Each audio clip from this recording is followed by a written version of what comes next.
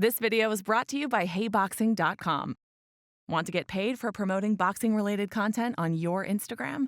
It doesn't matter if you have 50 followers or 50 million. Start earning today at HeyBoxing.com. Mark Breland, Yes. He's a trainer that really don't say too much. One of the best amateurs ever, and two-time world champion as a professional. Yes. I'm not mistaken. Yes. You know, I'm a real student of the game, real student, and my dad always knew that I was gonna be a hell of a fighter because I was a student that can learn all three ways: hearing, seeing, and doing. Mark Breland, hell of a trainer, a great guy. Remember, I was just up there talking about that. Up there, when the fighters win, they get all the credit. Then, when a fighter lose, the fighters say it was the trainer's fault. Floyd, It is what it is. Floyd, 1 week from tonight, you're going to get named the Fighter of the Decade 2010 at the Boxing Writers Dinner in New York. Which I really should be getting fighter of the last 2 decades, and you know that. I'll put in the word. But what does that mean to you? I mean, obviously, you just talked about being remembered. You have been remembered as one of the greats of all time. When you take that award, what are you going to think of? What are you going to think of what you've accomplished in your career? For the fighter of the decade, I'm the fighter of the last century, honestly.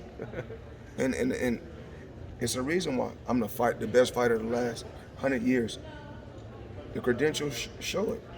And I went out there and showed it. What's better than going out there, being world champion for what, 20 years? Box office, I got the record. Pay-per-view, I got the record. I ain't want to. It's better to win have 5 world titles than 4 at one particular time. So, I mean, it is what it is. They're gonna always have their opinion about me. I'm always be who I am. I'm always speak from the heart, and know that when I went out there, I gave it 100%.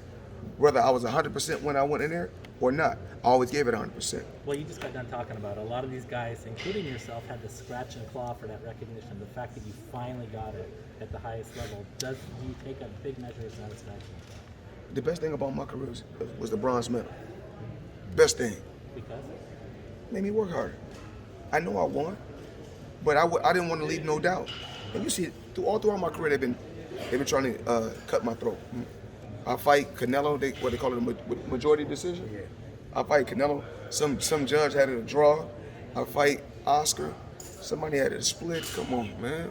No, it's not good for the sport of boxing. And we talked about this. The scoring. Scoring in boxing is getting worse.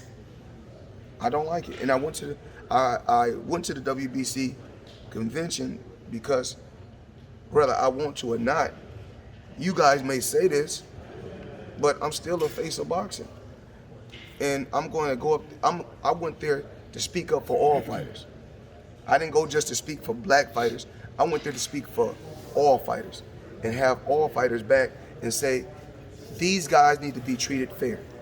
Floyd, how important is it for you to stick up for fighters of all races? You seem to really frame that a lot in your conversation, that it's not just about a black or a white or a Mexican. You seem to care about boxing as a whole. Talk to us about that.